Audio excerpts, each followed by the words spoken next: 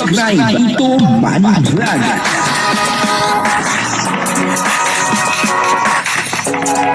Payagan po siya, no?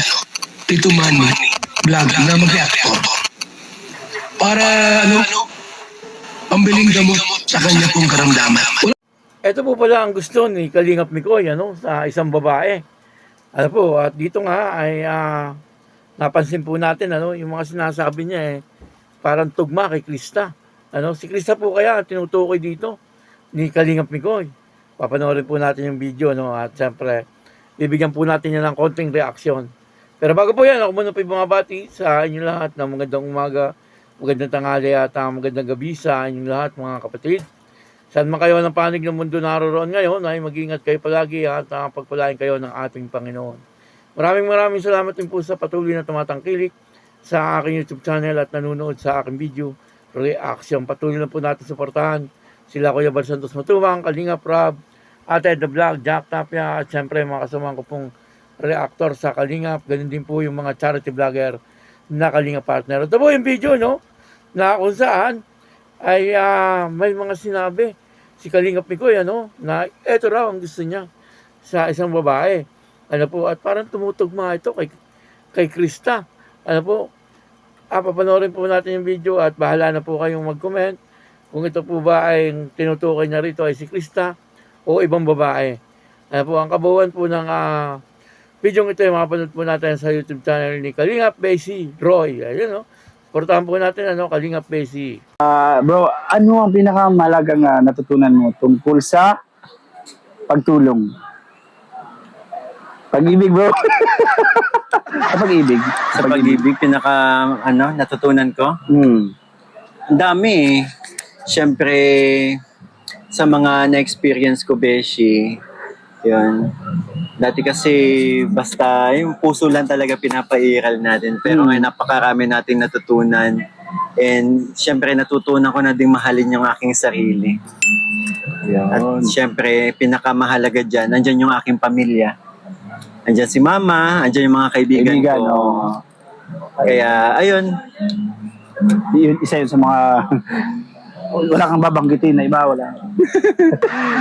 Basta masaya ito. Yan, basta masaya. Yun. And pangalawa, bro, ano ang katangian ng babae na agad nakakakuha ng atensyon mo? Ay!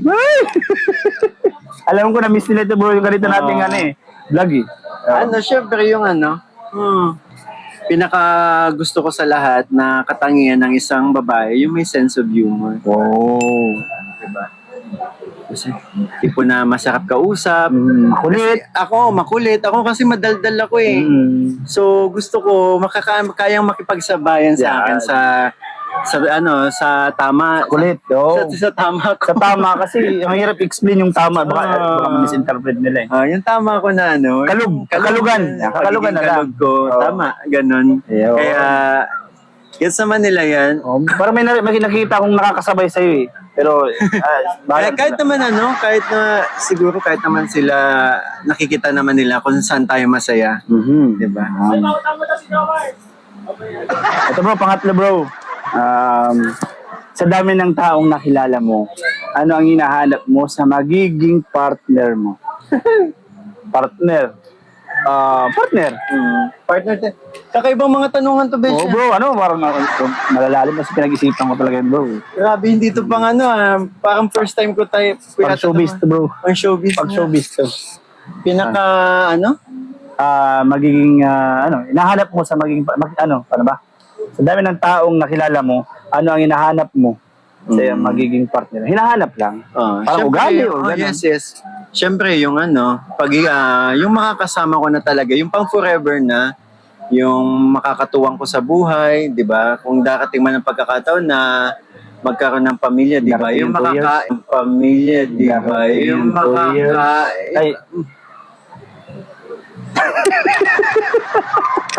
Sige. Tuloy. Sorry. Yung tipo bang yung makakatuwang mo, makakasama mo, di ba? Hindi lang yung ikaw lang yung magdadala ng isang kasi buong relasyon na yan So, tulungan ba kayo? Ayun. Parang, kumbaga, pag isang daliri, pag dalawa, mabilis, Diba? Parang tungkod dyan, pag ano, isa, mabilis matumba. Yan. Kapag dalawa, Mas yung ano, kumud ba yung tawag doon? Tama ba yun? Parang ganun style. Parang ano lang natin pilay yun. ba kung ba, parang paalang yan eh. Pag isa lang, hirap ka, di ba? Oo. Pero pag dalawang ginagamit mo, Mas magaan. Mas Magaan. magaan yung trabaho. di ba? Bro, ito bro, sunod natin isa. Naniniwala ka ba na may tamang tao sa tamang panahon? Oo naman. Yun, ang bilis ah. Okay, ilang panahon ba yan nang inihintay natin? Wala, hindi mo masasabi yan eh. Kasi, Yan. di ba, darating na lang yan. And syempre, naniniwala ako, naniniwala ako dun sa sinasabi natin na destiny, Ako din. na ibibigay din sa'yo ni Lord yung pagkakataon na yung matagal mo nang hinihintay. Hindi mo dapat hinahanap yan eh. Hindi mo dapat pinipilit yan eh. Kusang darating yan, di ba? Kasi kapag pinilit mo yan, eh paano naman kung yung napili mong tao ay hindi naman pala sangayon sa panahon. Yan. Ikaw din yung kawawa. Mahirapan, Oo. tama. Kung gusto niyo pong mapanood ng buong buo ang video ito, ay puntahan niyo lang po yung YouTube channel ni Kalingap Bessie Roy. Ayun o. At siyempre, pakisuportahan po, ganun din po si Kalingap Mikoy. Ano po, dito nga, nagkaroon po ng mga katanungan, medyo matitindi. Yung tanong po dito ni Kalingap Bessie, kay Kalingap Mikoy. Ano po, unang-una pagdating sa pag-ibig, kung ano daw ang mga natutuhan ni Kalingap Mikoy. Ano po, at maliwanag naman yung sagot ni Kalingap Mikoy, na marami daw po siyang natutuhan tungkol po sa pag-ibig. Ibig sabihin, ay talagang may mga nakaraan na etong si Kalingap Mikoy. Ano po, kumbaga ay talagang dati may mga naging girlfriend na po siya. Ano po, at yun na nga, marami na daw po siyang natutuhan. Ang sabi po niya, ay dapat daw po, hindi ibibigay lahat. Magtitira para sa sarili. Tama naman po yun, dapat naman talaga, pagka ikaw ay nagmahal, sa isang babae, huwag mo bibigyan lahat. Kasi mamaya, mawala po ito. Pagka nawala po yun, delikado. Baka masira ang iyong ulo.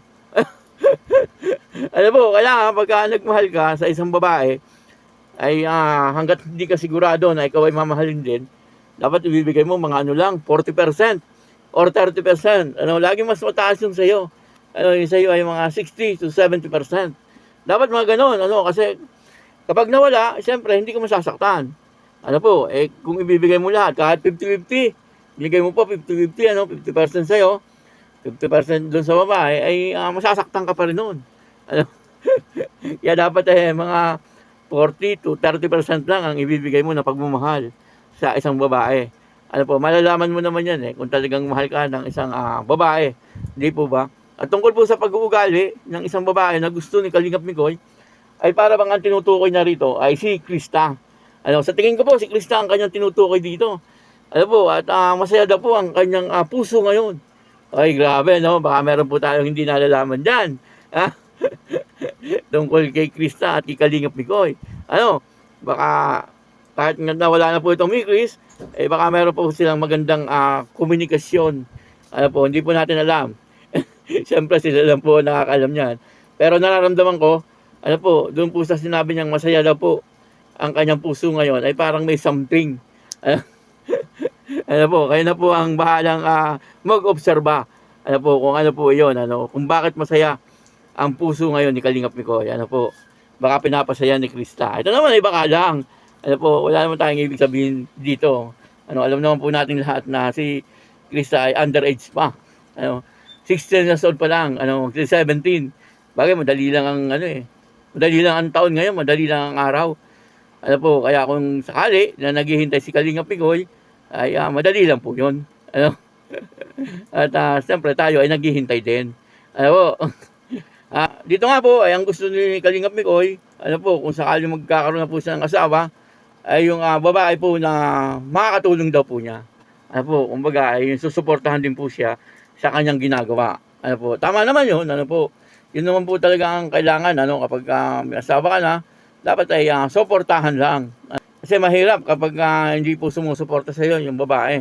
Lalo na po sa mga ginagawa, hindi ka susuportahan, kumbaga kukontrahin ka, hindi ka tinutulungan, mahirap po yun. Dapat talaga ay nagkakatulungan at nagsusuportahan. Siyempre, nandun na rin po yung pagmamahalan. Kaya maganda yung mga sinabi dito ni Kalingap Mikoy, at sa tingin ko tugma ito kay sa ugali ni Krista. Kayo na po bahalang humusga. Kaya yun, maraming salamat po sa inyo lahat. At ako po si Tito Manny Vlog na nagsasabing God bless you all. Diyos mabalos.